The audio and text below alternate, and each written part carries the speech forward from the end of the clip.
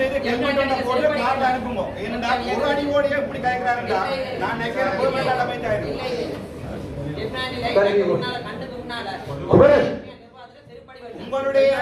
தனிப்பட்ட அரசியல் விவகாரங்கள் மற்றும் தனிநபர் அவதூறுகளை கட்டுப்படுத்தும் ஆற்றல் ஒருங்கிணைப்பு குழு தலைவருக்கு இல்லாமையை சுட்டிக்காட்டி கூட்டத்திலிருந்து நாடாளுமன்ற உறுப்பினர் ஸ்ரீதரன் வெளியேறினார். யாழ் ஒருங்கிணைப்பு குழு கூட்டத்தில் தனிப்பட்ட விடயத்தை முன்னிறுத்தி 2 நாடாளுமன்ற உறுப்பினர்களுக்கு இடையே கடும் வாய்த்தர்க்கம் ஏற்பட்டதால் சில நிமிடங்கள் அமளி துமளி ஏற்பட்டது.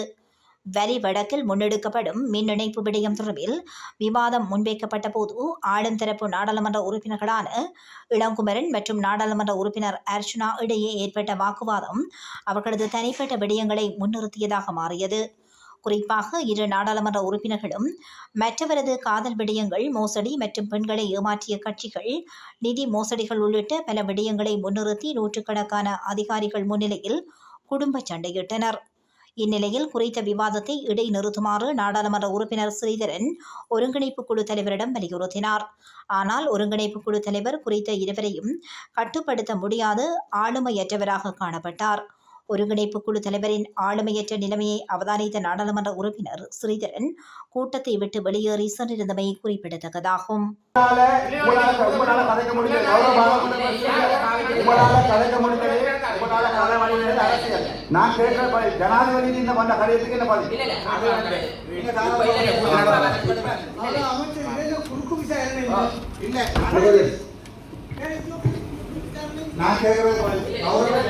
யாழ்ப்பாண மாவட்ட ஒருங்கிணைப்பு குழு கூட்டம் என்பது ஒரு யாழ்ப்பாண மாவட்டத்தினுடைய அபிவிருத்தி தொடர்பாக நிதானமாக பொறுமையோடு பொறுப்புணர்வோடு அந்த விடயங்களை கையாண்டு அடுத்து அபிவிருத்தி பற்றி பேசப்பட வேண்டிய கூட்டம். ஆனால் இந்த கூட்டத்தில் வந்தால் அதிகாரிகளை கூட்டி கொண்டு வச்சுட்டு அதிகாரிகள் மீது நடவடிக்கை எடுக்கிறதும் அவர்களை கீழ்த்தரப்படுத்துறதும் அல்லது அவருடைய செயல்பாடுகளை முடக்கிற மாதிரியான மக்கள் மீதிகள் நடந்து கொள்வதை தலைமை கட்டுப்படுத்த வேணும். தலைவராக இருக்கிறவர் ஒரு கூட்டத்தை கட்டுப்படுத்தி அதுக்குரிய ஒழுங்குமுறையை மேற்கொள்ள வேணும். அதை கட்டுப்படுத்த முடியவில்லை என்றால் இப்படியே தொடர்ந்து இந்த கூட்டங்களில் பங்கு பெற்றதில் இந்த அர்த்தமும் இல்லை. இது ஒரு பிரயோசனம் இல்லாத கூட்டம். அதனால் நான் இடையில் இந்த கூட்டத்தை விட்டு வலிக்கிட்டு இருக்கிறேன். இது ஒரு ஆரோக்கியமான கூட்டமாக அமைய இல்லை. தேர்தல் நெருங்கிற நேரத்தில் மாவட்ட ஒருங்கிணைப்பு குழு கூட்டங்களில் அரசியல் சார்ந்த விஷயங்களை தொடர்ச்சியாக பேச முடியும், பேசக்கூடாது. ஏற்கனவே முதல் அதில் அஜெண்டாவிலும் சொல்லப்பட்டது தேர்தல் விஷயங்கள் இல்லை என்று. ஆனால் தொடர்ந்து அதிகாரிகளை ஒரு வலிந்து இழுத்து அவர்கள் மீது குற்றம் காண்றதிலேயே இவ்வளோ காலம் இந்த அபிவிருத்தி நடக்க இல்லையா அல்லது இந்த அதிகாரிகள் செயல்பட இல்லையா? இப்போ தொடர்ச்சியாக அவ்வாறான நடவடிக்கைகளை நம்ம நிறுத்த வேணும். இது ஒரு ஒழுங்குமுறைக்கு வர வேணும். அதுக்காகத்தான் நாங்கள் இன்றைக்கு ஒரு செயல்பாட்டை முன் வச்சிருக்கிறோம். அதை சொல்லியும் இருக்கிறேன். தொடர்ந்து இதில் இருக்கிறது அர்த்தம் இல்லை. அதால் நாங்கள் படிக்கிறோம்.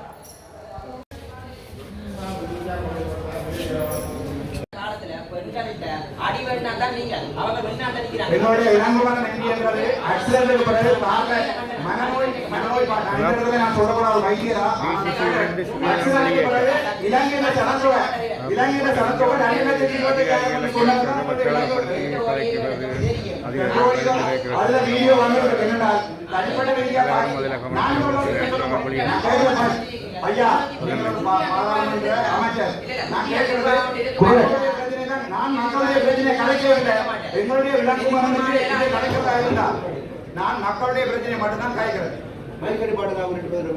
நான் மக்களுடைய பிரச்சனை கலைக்கிறேன். மக்களுடைய பிரச்சனை நான் கரண்ட் கொடுக்கல அது நீங்கள் ஞாபகம் அவங்களுக்கு இது வடக்கு மாநிலத்தில் நான் படிக்கிறேன். உங்களுடைய சேடியை கொண்டே வடக்கு மாநிலத்தில் மையம் நீங்க பாராளுமன்ற கன்சார்ட்ல இருக்கு பாப்பமா. ஆனா நீங்க வடக்கு மாநிலம் இல்ல. என்ன பாராளுமன்றத்தில் கதைக்காம பண்ணிக்கீங்க எட்டுனார் அது கூட நீங்க செய்த துரோகம். என்னுடைய 11 இதுல 10 ரிஜெக்ட் பண்ணி இருக்கீங்க. அரசியல் கவர்மெண்ட் கதைப்பாடுகள் மைக் நிப்பாடு தான் இருக்கு. கதைப்பம் கவர்மெண்ட் அரசியல் கதைப்பம். நான் கேட்கறது 11 நான் கேட்கறது 19 குடும்பம் இருக்கு. அந்த குடும்பத்தை கூப்பிடவே அவங்களால அந்த குடும்பத்தை பத்தி பேசுறது குடும்பத்தை நியாயத்தை கொடுக்கிறது நான் உங்களோட வாரிசாரியா டிஏஓட சேர்ந்து அவங்களோட பாராளுமன்றத்தை பயடா பாராளுமன்றத்தை உடாங்க கிணத்தி பண்றே நான் தெளிவா சொல்றேன்.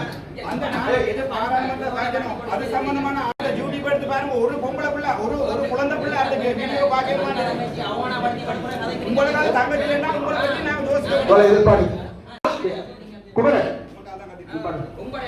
அடுத்து போ என்ன சொன்னீங்களோ என்ன வார்த்தை அடுத்து போகடி நீங்களே அடுத்த முறை தயவு செய்து ஹெல்மெட் போட்டு கார்ல அனுப்பும்போது போன முறையோட கான்டெக்ட் ஆயிடு அலாட்டி வளைனாண்டானோ தயவு செய்து ஹெல்மெட் போட்டு கார்ல அனுப்புங்க. ஏன்னா ஒரு அடி ஓடியே இப்படி கேக்குறாருடா. நான் நினைக்கிறேன் கவர்மெண்ட் டேமேஜ் ஆயிடும்.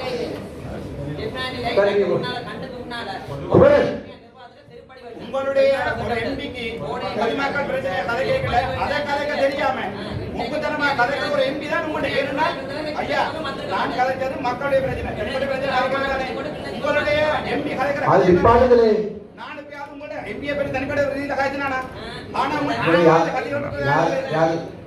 என்ன ஐயா உங்களோட எம்பியா இதெல்லாம் ஒரு எம்பியா யார் பண்ண கவர்மானம் சேர்கொண்டு ராமநாதன்ல இருந்து சேர்கொண்டு ராமநாதன்ல இருந்து கர்நாடக இப்படி உண்டு எங்களுக்கு எம்பியா இருக்கிற எங்களுக்கு கவர்மானம் இப்படி உண்டு இப்படி ஒரு ஆள் இப்படி யார் மக்கள் ஐயா நான் கதைச்சது மக்கள்கிட்ட பிரச்சனை ஆனா இவர் கதைச்சது என்னுடைய தனிப்பட்ட பிரச்சனை அவ்வளவு எம்பிபி அரசாங்கம் எவ்வளவு கேவலமா இருக்குன்னு சொல்லிட்டு எங்கேயாவது ஒரு பெரிய சபையில இப்படி ஆண்டு கட்டி விட்டுப்பாங்களா யாராவது ஒரு எம்பி கதைப்பாரா யோசிப்பாங்க இந்த வரைக்கும் நான் யாராவது தனிப்பட்ட ரீதியா தாக்கியிருக்கேன் நம்மள எனக்கு சொல்ல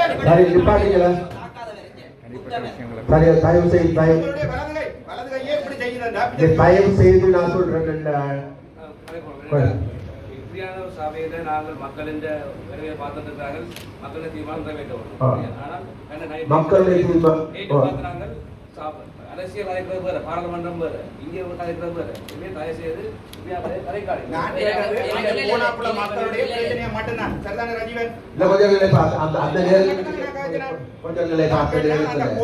ஜனாதிபதி கடிதம் அனுப்பினா மீண்டும் தயவா கேட்கிறேன் சரியா இந்த பிரச்சனையை பெருசாக்க வேண்டாம் ஒன்று ரெண்டாவது அரசியல் ஆக்க வேண்டாம் சகோதரர்களே நான் இந்த இடத்துல வந்து அரசியல்வாதி அவர் பேசுறப்ப உங்ககிட்ட இல்ல அப்ப நான் சரி அடே அவர் சரியா நான் கதைச்சா என்னுடைய படிப்புக்காக அடேண்டு கலைக்கிறது அவர் பாராளுமன்ற அமைச்சர் அடேண்டு கலைப்பாளர் பாராளுமன்ற நீங்க என்ன தமிழ் சைடு சொல்லியிருக்கீங்க பாராளுமன்றத்துல நீங்க கன்சார்ட்ல இருக்கு இதுதான் உங்களுடைய அரசாங்கம் இந்த கேவலமான அரசாங்கம் தான் எங்கண்ட வடக்கு மாநில ஆள பண்ற கவலை இருந்தால் நானும் கூட பார்த்து அடையேண்டு கலைச்சனானா நானும் கூட பார்த்து அடையேண்டு கலைச்சனானா உங்களுக்கு மரியாதை தான் கலைச்சு மரியாதை அதுதான் நீ மரியாதை கொடுக்கறத மரியாதை வாங்கி கொண்டு நான் கூட தயவா கேட்கிறேன் மீண்டும் கேட்கிறேன் இந்த இந்த கூட்டத்தை நடத்துற மாதிரி கொஞ்சம் அடுத்தது போ பொதுமக்களுக்கான இல்லை 146 பயனாளிகளுக்கு விவரம் கிடைக்கப்பட்டு